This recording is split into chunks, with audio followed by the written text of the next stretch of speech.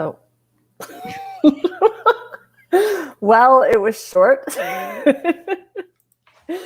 but it was there.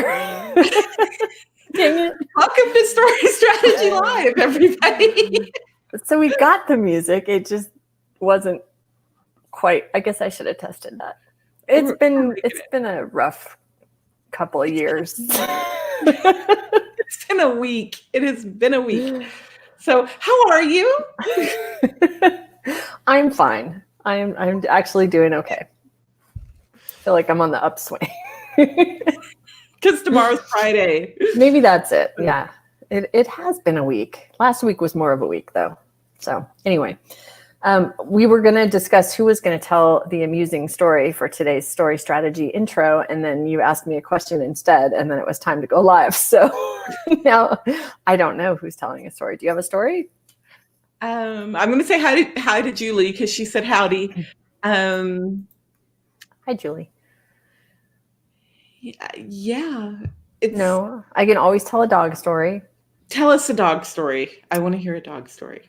Well, Charlie Taco, my chocolate lab, who is now about 4.5 months old, went to daycare for the first time yesterday. Not because he needs to go to daycare, because I am here all day. Although, honestly, I'm considering taking him now and then just to like let him play with other people and run around and get tired out. Hi, Brooke. Hi, Julie. But we took him because I need him to be able to spend the night somewhere when we go out of town. And we are planning a couple of trips in the not too distant future, COVID aside. So he has to go play 3 times before they'll let him stay overnight. So we brought our exuberant puppy to this place yesterday. It's called Dogtopia. They have them all over the country. And they were like, oh, he's very energetic. And I'm like, well, yeah. And they were like, puppy. They were like, well, what kind of dogs does he like to play with? And I was like, if it has 4 legs and it drools, he's pretty happy. So they were like, well, he's a puppy, so we'll start him with the little dogs. And I was like, okay, good luck. So they took him, I guess they put him in with a bunch of poodles and dachshunds and chihuahuas and whatnot. And he completely overwhelmed them all. And they were like, by after 10 minutes, all the little dogs were on one side of the room and he was on the other side of the room, like romping around. And they were like, get him out of here. So he got moved to the big dogs and he slept. Like he conked out almost as soon as we got home, and we didn't hear from him again until this morning. So hi, Kate. I can tell y'all have seen Penny, my big 95-pound baby here. We have to hire a dog sitter when we go out of town because she does not appreciate doggy daycare because she's a big baby and she gets scared. And we are in Texas and we went out of town for 3 days and she was out at a doggy daycare where she, they have outside, they have a pool. They had a pirate ship that the dogs could like climb on and everything. Awesome. And she stood in one place on the pavement so long, she burned her paws. Oh. And so now it's like, and she doesn't like cars at all. She doesn't understand where the magic box is going. And she thinks she should help you drive. Oh. And she's big. So we have to drug her just to take her to the vet. Oh no. Which is literally 1.5 miles away. We have to drug her to get her in the car to take her to the vet, which getting a stoned out of her mind 95-pound dog into a car is quite entertaining because her head suddenly becomes too heavy for her body. My gosh. No, Charlie likes the car, but he wants to sit in front and change the radio stations. That's what he does. That's what he's like, basically. So we hire a pet sitter and somebody has to come stay here because we also have the bratty bird. And so if we're gone for any amount of time, somebody has to come stay with the furry and feathery children. Yes, well, that's a good option too. Yes, Julie, he is invited back. They said that they thought he did well. So. Oh, good. That is good. It's always embarrassing when they're not invited back, your children, your pets. Anytime that has only happened, not invited back. Only has happened with my actual children. Not with, I mean, if we want to go into funny stories, I should delve into the past and bring out the kids' stories from when they were little because we have a million, but not today, I say. Not today. Today we are talking about plot and plausibility. I like that name. It's very on the nose. That was Dawn's idea. Yes, thank you. I was very proud of that. Yeah, so we're going to talk about the stuff that we have been watching and reading and kind of analyze the plot and how plausible it is, and whether you would think if it's not plausible that that's going to automatically be a bad thing. But I think we will find that it's not in certain circumstances. Not always. Yes. You can get away with a lot of stuff, you'll find out, if you can make it work. It just depends on how you set it up, right? Yes. So without further ado, our plot and plausibility. What would you like to talk about first?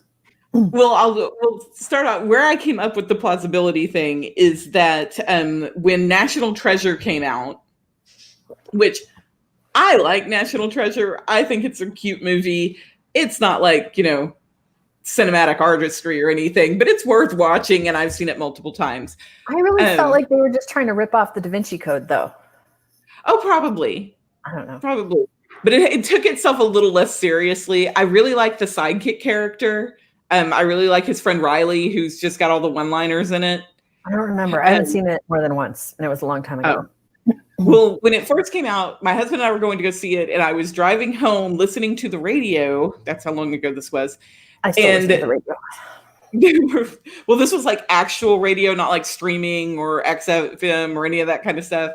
And they said that the best way to enjoy this movie was to write the word plausibility on a piece of paper and just throw it out the window on your way to the cinema. So that's where that kind of came from. And if you look at National Treasure from the standpoint of, could this actually happen? Could you really use some lemon juice and a hairdryer to find a map on the back of the Declaration of Independence? It sounds a little crazy. Well, it's like every episode of MacGyver. Did you ever watch that show? Oh, I loved it. I had a huge crush on MacGyver. I can make a helicopter out of a can of soup, a piece of duct tape, and this headphone set. Like, it will be fine. No. Yes, that's all. Yes. So it all depends on how, I don't want to use the word realistic.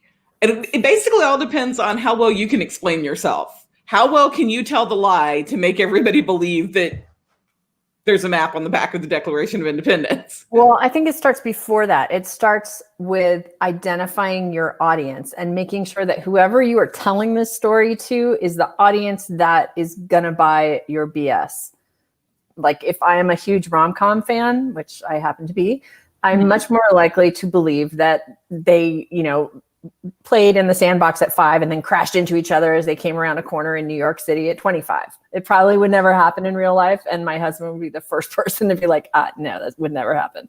And then he would not enjoy the rest of the movie because he'd be fixated on the fact that this would never happen. But that's what rom-com is. So you have to know your audience, right? Yes. So if I have rom-com readers, they're much more likely to be okay with that. If I get a bunch of people that want to go watch National Treasure and do something, maybe they won't appreciate it. So talking about rom-coms, you were talking about Jane the Virgin, and I haven't seen it. Jane the Virgin, I hesitated to watch it for a very long time. I heard it was great. I don't like the name, and I didn't like the initial advertising. It didn't speak to me. It felt like it wasn't for me. I didn't know who it was targeted at, but I was like, that doesn't sound good. And Hold on, I want to point something out about that really quick. Yeah. Because the reason I have not watched it is because of the advertising. It was advertised over and over on something we used to watch. And so that's something that authors need to pay attention to when you're doing your copy for like Facebook ads and that kind of thing. If I look at it and I'm like, oh, that's not for me, that doesn't sound like something I'm interested in. That's why you want to vary that a little bit, because I never have any intentions of watching this show until I talk to you, because I was like, this just sounds annoying. Well, and I can't remember what it was about the advertising or what the content was, or if it was just their graphics or what, but I just got the distinct impression like either it was targeted way too young for me or that I wasn't going to like it. I don't know. So I don't know. I think finally I was just bored. I know. I was supposed to be writing. I went my husband dragged the RV out to my last little retreat. And And I was just, COVID and my kids home from school and all that stuff. So I got a weekend all by myself in like almost silence, except for the biker bar across the street from where the trailer was parked. And I was like, I should be finishing this book, but I have Netflix. So I was like, I don't know what to watch. I want to watch something where I can see a couple episodes if I like it. So I started that. And like from the first episode, I was like, I have to see the next one because it's based on it's set up like a telenovela. So if you've ever watched a Mexican soap opera, they are extremely dramatic and like they do it on purpose. They make fun of themselves in a little way. But it's a really odd sort of genre, I guess, where that's the expectation is this like overacting, crazy, dramatic, like ridiculousness. And the plot twists are just so over the top. And I mean, American soap operas are stupid, right? Like how many times did Stefano, what's his face, come back from the dead on Days of Our Lives in the 80s? If you ever watched that, a lot, I will tell you. More than once is usually too many. I'm just saying. I agree, but that's what soap operas are, right? Like we already know that going in. If you're watching that, you're the audience. So this show is set up kind of like that. One of the stars his character is a telenovela star. And the other people on the show are fans of this telenovela. And so it sort of starts with the narrator and it's very dramatic. And then the actual plot is very implausible also, because have you ever heard of a woman going to a regular gyno appointment and accidentally getting inseminated? Doesn't happen. No. Those happen at different places usually. Yeah, right? That's a whole other location usually. Yeah. So I'm not ruining the plot because this all happens in the first episode. But the main character, that's why she's called Jane the Virgin, because she is a virgin, but she ends up pregnant because of this thing that happened. But then like complete implausibility continues because it turns out she has a relationship with the gynecologist that she doesn't realize. And the person whose sperm she was inseminated with is the gynecologist's brother. And she actually has a history with him, but she doesn't like it. It all unwinds. And the woman in the next room who was supposed to be inseminated, it's all like intertwines and is just, I ended up watching it. I mean, the story's just funny and it's a very well-written show, but because the plot twists were so silly that I was like, oh my God, I have to see what happens now. So it continues that way. Although I'm watching season 2 now and it's just hilarious and ridiculous, but it's working, even though it's totally implausible. So I think what I'm hearing you say that made it work there is one, the expectation was set up from the beginning. You knew it wasn't going to be a serious show. You knew that there were certain tropes and certain stereotypes and that kind of thing that were going to show up. And so it's following through on what you expected. Yes. Even though it's crazy. Yes. If it had been marketed or if the first episode had set itself up in a serious way and then all this crazy stuff happened, I would have been like, this is stupid. But they knew who they were. I mean, the advertisers must have not spoken with the writers when they set up the copy to advertise. So, yeah, because the writers knew what they were doing. It's very smart and they're targeting their audience. And if they've got the right people watching, you're just going to eat it up. It's fantastic. Well, and I think that's key because I was going to talk about Chuck, and I don't know Chuck. And you don't know Chuck. You should know Chuck because we already know that you lean towards rom-com and romance. I lean towards the mystery thrillers, like James Bond, that kind of thing. And so the plot of Chuck sounds absolutely just like I was telling a friend of mine that she needed to watch this show. And as I'm listening to the words coming out of my mouth, I'm like, I'm not, you just need to watch it because I'm not explaining it well. So Chuck works at Buy More, which is actually like Best Buy in disguise. He's part of the nerd herd as opposed to the geek squad. So like he fixes computers and that kind of thing. So he's super computer tech guy. And this person in his life that you find out all the details about later sends him a message through the computer but it's not like an email or anything like that. He gets this message that's related to this like server they used to have and he clicks like read or whatever And then instantly, and this is where it kind of goes, whoop, left turn, instantly all of like government secrets ever get downloaded into his head. Because he's watching this video and there's subliminal messages and all this stuff. And so he like faints basically. And then when he comes back to real life, like he'll see something, like, for example, I'm going to pick on the elephants that are behind you in your office. Like he would see that elephant and you see him, like, it's kind of creepy because like in the first season, they have like his eyes roll back in his head and it's a little weird, but his like eyes start like twitching. And then it's flashing all this information of that elephant was actually stolen from this place at this time and this guy. And it's got pictures of like crime scenes.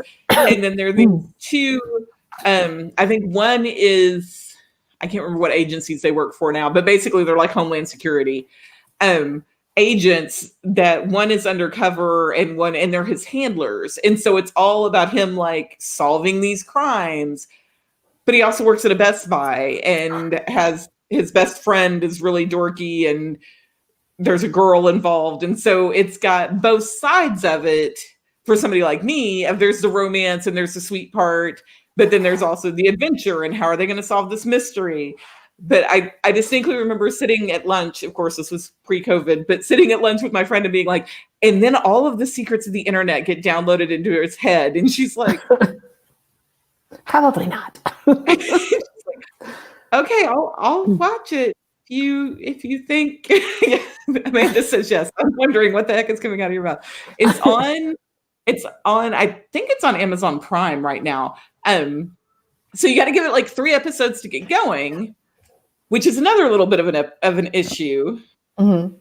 Because when you're setting up a plot that's that kind of Looney Tunes, with the TV show, people are willing to stay with it a little bit longer, I think. Because at our house, we always talk about when we start a new show, like as a family, we always do about 3 episodes because you got to get past the pilot. Yeah. You got to get past whatever the middle episode is. And then usually by the 3rd episode, they've either hit their groove or they haven't. Yeah. Or you decide this is for me or it's not. The problem with a book, which is the other side of what we're going to talk about, is in a book like that, most people won't give you 3 chapters to get going. Especially now when, yes. I mean, this is the YouTube world and we want to know everything in 2 seconds or else we're going to move on. If you don't catch people on the first page, they're not going to read. And I think part of the secret to that is your characters have to be engaging. And they have to be doing something. Yes, not sitting there staring at their navel. Not telling us about this one time when they were 5 because it's so important to set up the backstory. Right. Yeah, because there's a huge backstory to Chuck that you find out as you're going through it. And that's what makes it fun. Yes. I mean, and so I think with a sorry, Julie. But I think if you've got a little bit of a crazy pants plot, you've got to have those characters engaging enough that the reader is willing to be like, okay, well, there's some weirdness going on, but I'm gonna hang out for another chapter and see tell me the rest of your story a little bit more, and let me see if I still want to hang out with you. Yeah, exactly. Well, you were making me think about I was trying to think about like implausible plots and the pilot. You said you have to get through the pilot. And I was just thinking there was a show I watched recently and I don't think we've ever talked about it. And I was like, oh my God, why didn't I know about this? Like, this is the best. And then I've watched a couple of seasons and it kind of, but I know people that are very invested in this show. It's called Lucifer. Oh yes. My son loves that show. So have you watched any of it? I've watched none of it, but he is giving me like a scene by scene summary of it on multiple occasions. So you've watched it, you're saying? Yes, I've not seen it. Well, so, I mean, you don't have to watch more than the first episode to get the setup. You honestly don't have to watch the first episode to get the setup. Basically, the devil has come to live on earth because he's tired of being in hell. And it turns out he's a very charming and good looking, pretty hot, dark haired guy that runs a nightclub. As he would be. I mean, yeah, he has all kinds of money. He likes to engage in all sorts of illicit activities. And he crosses paths with a police detective in the first episode. And they sort of end up like partnering up to solve crimes, kind of. So it's very implausible. but it's just amazingly well done.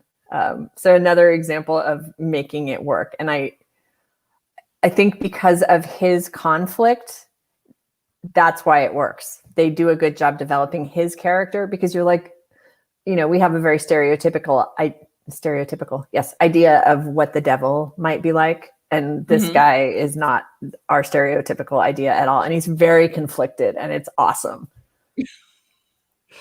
Well, like I said, I know a lot of the plot. I just haven't ever actually seen it. I've just heard it through the retelling from my 17-year-old son. So I might have to watch it and see if it matches up to how I picture it in my brain when he's telling me the story. Just watch the pilot, because it's fantastic. Just the pilot. Okay. Yeah. Okay. Yeah. So switching over to books, I know you had a book that you said you had read recently. Yes. I read a book with my book club, and I won't go into details about that, but it was The Grace Year. So it's a YA book. Did I just talk about this with you? We didn't talk about this last time we talked about stuff, did we? I don't know. I don't know either. Okay. Well, so it's called The Grace Year. It's a YA book. And it's won a bunch of, I don't know if it's won awards. It was a bestseller though, and it's being made into a movie with Elizabeth Banks, I think, is producing it. I don't know if she's in it. Anyway, so wide acclaim, right? And it's basically, they're calling it a combination of The Hunger Games and A Handmaid's Tale. So it's like a feminist dystopian YA novel. And I had some beef with it. But honestly, my beef, it's not plausible, except that it's dystopian. And so it's a world apart. It's a mirror of what might be possible in a real society. There were some kind of interesting parallels to what we see going on in government and social issues right now. I guess my gripes were more plot devices that the author turned to make certain things happen that I felt like were a little bit of a cheat. So I don't know if that goes into the plausibility question. I guess it kind of does. I think it absolutely does. Yes. Well, so there's, I don't want to ruin it. It's a decent book. But basically it's a feminist novel, right? And so you would expect that the heroine, the protagonist, would save herself because she's a strong, independent woman. But like 3 times in the book, men have to save the women, including our hero or heroine. And that frustrated me because it seemed like she picked these men saving situations as an easy way out of a problem she had developed in the plot. And I don't know, that just really kind of pulled me out of the story and made me go, what? Well, and I think that's a good point too, when we're talking about the, when you're talking about setting up the plausibility of your book, and we're talking about, you can get away with just about anything. I mean, if you look at some of the plots that are out there just on the surface of like trying to explain it to a friend, and you're like, no, it's really good. I know I'm telling you that it's shape-shifting armadillos who are chasing snowmen, but I promise you it's really good. But you've got to avoid that moment that yanks the reader out. And one of the books, and it's a couple years old now, and I'm one of the few people who did not like this book, but it's another YA book, and it's called One of Us is Lying. And it was billed as like The Breakfast Club meets Pretty Little Liars. Mm-hmm. And basically the plot is that I think there's 5 of them. I can't remember right off the top of my head, but I think there's 5 students who end up in detention, and one of them ends up dying. And that's not a spoiler. That's on the like jacket cover. Mm-hmm. And so I was so excited for this book because I was like, this is supposed to be really good. And I was really, and I like the mysteries. So I was so excited for this book, but I also taught high school for 18 years. And so my opinion of some of the things that happened in the book, it's very implausible because I know how a public high school works. Yeah. Several other people that love the book were like, no, that's not a problem. But my problem with it started at the very beginning. Again, not a spoiler, because they all 5 end up in detention. They end up in detention because a teacher finds cell phones in their bags. Mm-hmm. And The teacher finds the cell phones in their bags by taking time at the beginning of class to personally search everybody's bag. And I'm like, okay, no. No. I mean, you can't know. First of all, no teacher's taking the time to do that. You can't do that. Right. No, it's not. In the state I am in, for you to legally search a student's property, there has to be the campus police officer present and an assistant principal or principal present. And so I had an issue with that from the very beginning. But then I had to kind of rage read it because I absolutely had to know what happened. So my poor husband, I'm like, oh, so now they're doing this, and he's like, I will pay you to stop reading that book. He's like, aren't there book spoiler places somewhere where you can just read the last chapter? And I'm like, It does not work that way. So you've got to have the realism has to be there in those little bits of detail. Because like I said, somebody who hasn't been in a high school since they graduated from high school is probably going to be like, oh, so they search kids' bags for cell phones now. That makes sense. You don't want them, using them in class. And then keep going to where somebody associated with education, that just stops everything, like record scratched for me right there. Well, and that's what you were talking about a little earlier before we got on, where you said it's the details that people get upset about. Like, sure, I can accept that, what was your example? It was Jurassic World. Yeah, Jurassic World. And I'm a huge Jurassic Park. Like, we've watched all the movies and went and saw Jurassic World in the theater when it came out, the big IMAX theater and everything. And I love how we've recreated dinosaurs, and they have fought off these dinosaurs with like these guns and that kind of thing. And then everybody's like, oh, she wouldn't be able to run that way in her heels. Oh, really? Because a woman running in heels is the biggest issue with this right. movie. That's the most implausible thing here. Yes. Let's get that fixed. My husband's thing, which was kind of funny, his side of it was in Jurassic World, spoiler alert, in Jurassic World, they find the Jeeps from the original park. These two boys who are lost find the Jeeps, and they get the Jeeps running. And my husband was like, oh, well, the gas wouldn't be good, and that, battery wouldn't work, and this wouldn't work. And I'm like, yes, because the T-Rex chasing them is completely plausible. But the fact they were able to jump off that Jeep and get it going, that's just not going to happen. And so it's odd how people will latch onto those little details, and you can get away with big world building type things, but don't have a woman running from a T-Rex in heels. She's got to kick off her shoes or wear ballet flats or something. So, I say the most important lesson there is choose your movie watching companions carefully. Because yes, that too. You have to be at about the same level of willingness to suspend disbelief. I have learned over 20 years that I really shouldn't watch movies with my husband because he ruins them. I will believe just about anything because all I want is just a good time. I just want to be entertained for a couple hours, and you can feed me just about anything, and I'm willing to accept it for a couple hours to enjoy the story. But he will immediately be like, that would never happen because blah, blah, blah. Especially if it has anything to do with the military or the government, then he's immediately tuned in like, well, that can't actually happen because blah, blah, blah, blah. Like ruined movie. Well, and that's why sometimes, like especially you see it with rom-coms a lot of people I just want to be entertained during this book. Mm-hmm. I know that this woman probably is not going to get drunk, walk across the room, throw up on her boss, and they're going to end up having, crazy monkey sex in a trailer behind the building tomorrow. But I just want to be entertained. Yeah. So that's okay. We have some comments. Let's see. The first one we have to address is whether we like musicals. I adore a musical.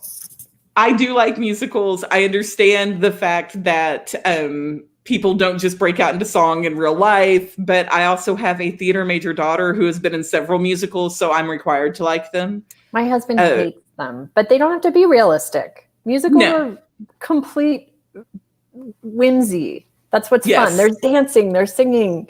Actors and musicians are finding gainful employment. We should be pleased with this. Well, and there is I don't know where you find it, but there's a musical called The Man Who Didn't Like Musicals. And it's hilarious because it's all like people start singing and he's like, what the hell is going on? One of my favorite well, I don't know if it's one of my favorite, but I very much enjoyed myself when I went to see Something Rotten because there's a whole song in there about making a musical, how that's how you can be successful. Like basically it's two guys who are in competition with Shakespeare. And he keeps coming out with these plays that everybody likes so much. And they're like, well, what can we do? And they go and see like a prophet or something. And he's like, it's called a musical. And they're like, but people just randomly start singing. Why? And he's like, trust me. So yes, this is just how it works. Something wrong.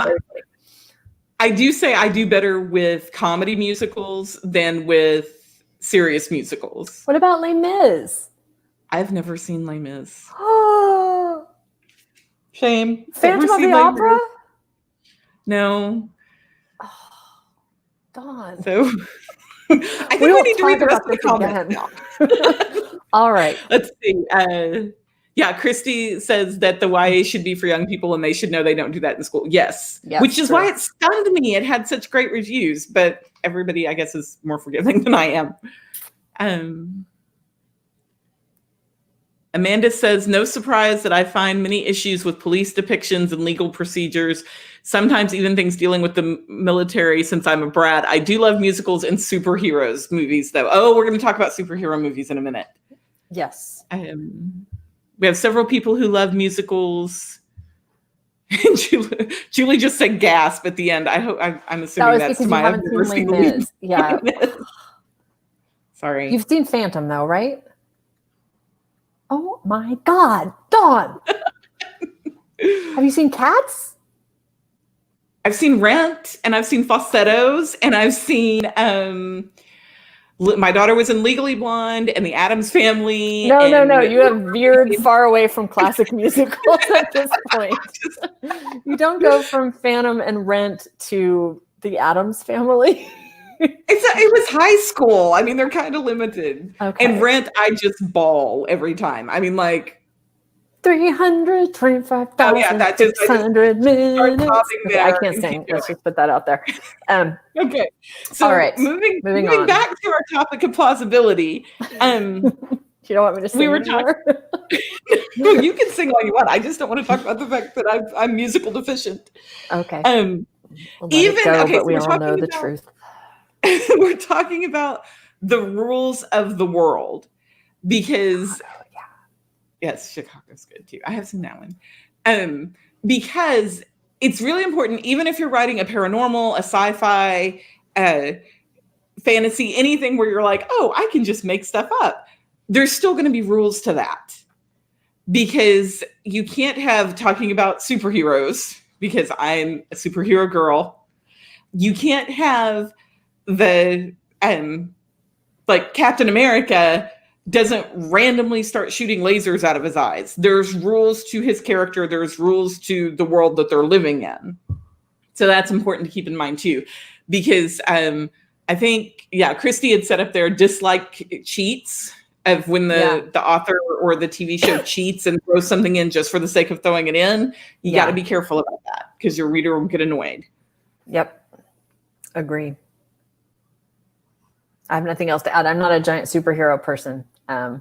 But if Spider-Man suddenly became like insanely strong, then that would make me angry because he's like all, wiry and quick. Well, and it happens like when you mentioned this about the book that you were reading, where usually even if there's crazy stuff going on, even like in James Bond or Indiana Jones or any of those kind of action type things, the character usually has to face their own monster. And so you want your protagonist having to face down whoever is attacking them or whoever has been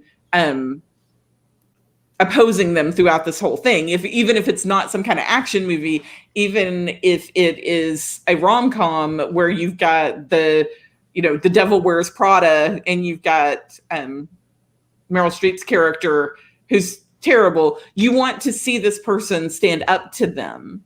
Mm-hmm.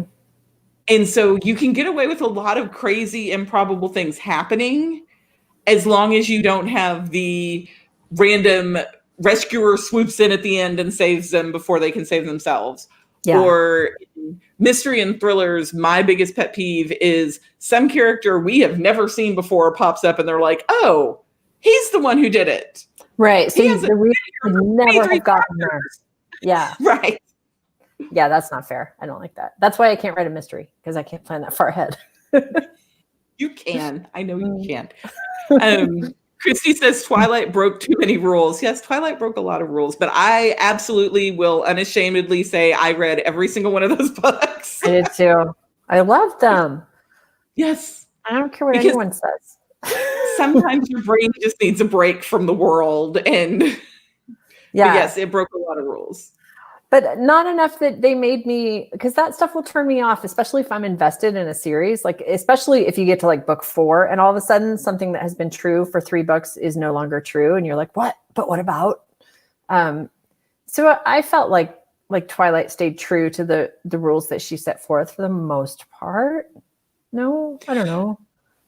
I think it, if you watch the movies, it throws in stuff randomly. Like in the second movie, they're like, oh yeah, Jasper can now control emotions. And, Jasper's standing over in the corner, like, so I think it's that throwing in the oh yeah thought. And I catch that when I'm editing too a lot of, I will be reading something and then the author will be like, well, she had looked this up when she was doing this, even though I didn't mention it in that chapter at all. Oh, I totally do that. I'm like, oh crap, I forgot to mention this. Here, throw it in here. Yeah, you gotta go back and get that. Yeah. Christy said might work with serial killer. Are you trying to give us is that a call for help? Somebody that you work with is dangerous, you think? Or you're saying that the rule breaking? Somebody who swoops in at the end, when this random person shows up at the end, that if your focus in the book at that point has been on, for example, if you're doing a romantic suspense and the focus has been on these 2 characters and their relationship building as they're chasing down this serial killer, then yeah, you can get away with having a person they don't know about yet popping up at the end. Yeah. She says vampire lore. So, I mean, Stephanie Meyer she did take what we all know to be true about vampires and modify it for her own use. But I felt like she did it once and then stayed pretty true to it. Like the thing about, like vampires can in fact be out in the sun and they just sparkle. Yeah, they're sparkly, by the way. They're just shiny. Yeah, I don't know. Twilight will be a source of endless debate for sure. Yes, and I haven't read Midnight Sun. I will admit that. I haven't either. I read the leaked version, I guess, when I was still all hot and heavy, but I got too much to do. Yeah, I read it on her website, but I haven't read the whole book. Yeah. I think we covered everything we had on our list about this. I think so. You were going to talk about Alex Rider, but we don't have to. I mean, Alex Rider is like, so I have little boys. Well, they're not that little anymore. They're 11 and 13. And we still read before they go to bed most nights if we can, because of who I am and what I think is important in the world. And so it's increasingly hard for me to find books that they're excited about that they haven't already read on their own. And so I discovered the Alex Rider series. And the first book, vastly implausible, was very entertaining. It's about a 14-year-old boy who's recruited by MI6 to be a spy. And, he's a regular schoolboy. This could happen to anyone kind of thing. And so it was super fun. But then we went ahead and read the second book in the series and it became slightly more implausible. Like all of a sudden, he knows how to do stuff that I'm feeling like he really didn't get trained to do that. And that was pretty lucky that this happened. And like a lot of that going on, like, and then I think we read 4 of them. By the 4th one, I was like, okay, we cannot read any more of these. Alex Rider cannot possibly have any more adventures that would be even close to plausible for a 14-year-old boy, even if he's had these 4 adventures under his belt. So, we're done with Alex. I wish I'd written it though. It's brilliant. Well, and I think that's the whole I think our takeaway from this is that you can get away with a lot of things if, one, you set up your premise well. The reader knows what to expect going in. You don't set it up as it's going to be a rom-com and then it gets super, super dark, or you set it up as it's going to be super, super dark and then all of a sudden they're, jumping off of buildings and grabbing onto hot air balloons and traveling through, so I think the reader expectation being set up well, and the engagement of the characters, that you've got to create good, strong, engaging characters so that the reader is willing to go along with them for the ride, no matter how crazy the plot is. Julie, So Julie's question is exactly what I was just thinking. Both of my kids wanted to read another one. They had no issues with it at all. And as I was thinking about it, I'm like, you know what? This is just James Bond for a younger set. Like, how implausible are all the James Bond movies? But we love them, right? And it's just the same thing. So no, they were totally fine with it. They may go on to read the rest on their own, but I was like, I'm out. No more for me. So we're reading The Ranger's Apprentice now. But I bought it and then realized one of my kids has already read it. But I'm making him read it again with me because I haven't read it. That's perfectly all right. It's like a 15-book series or something. So I'm hoping. I have problems because they both read a lot and I can never, but they're not good at like finding the next thing to read. So my little guy's rereading Harry Potter for like the 4th time. And I'm like, okay, but like, let's find something else. Has he read Aragon? Yes. In fact, he's going to name his bearded dragon pet that he wants to get Aragon, which I think is cool. Very nice. Yeah. My son was obsessed with that. So. I love that book. Well, he's got like the whole series, and we got him like the really nice set of it because I'm pretty sure it's going to be one of those things like he's going to have, even if he never reads it again, he's going to hold on to it. That was written by like a 16-year-old kid. Christopher Paolini. When he wrote Aragon, he was like 14, 15. And then by the time the other books in the series came out, he was, I think, into his 20s, but super impressive. Well, what was really funny is when he was reading it, he always tells me like the plot, like with Lucifer, we have these conversations, and I don't remember much about it because it's been years since he read it. But one of the things he said is something about how they have magical names. Mm-hmm. And he's like, if you know somebody's magic name, you can control them. Mm-hmm. Kind of like with my middle name. So it's like, I was like, all right, I like that. Yeah, I forgot about that. That was cool. Okay. Christy says trying to deal with the dragon is very funny. Tried. Okay. I mean, I've had toddlers, but I haven't actually had a dragon, so. No. All right. Well, should we tease a little what we're going to start working through here? I'm excited. I'm very excited. So we are going to start next week, and this will take us through the end of the year. We are going to do a complete story creation of every step along the way. What do you need?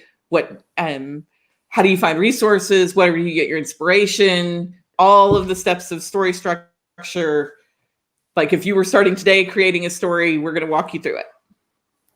Yes. So where are we going to begin?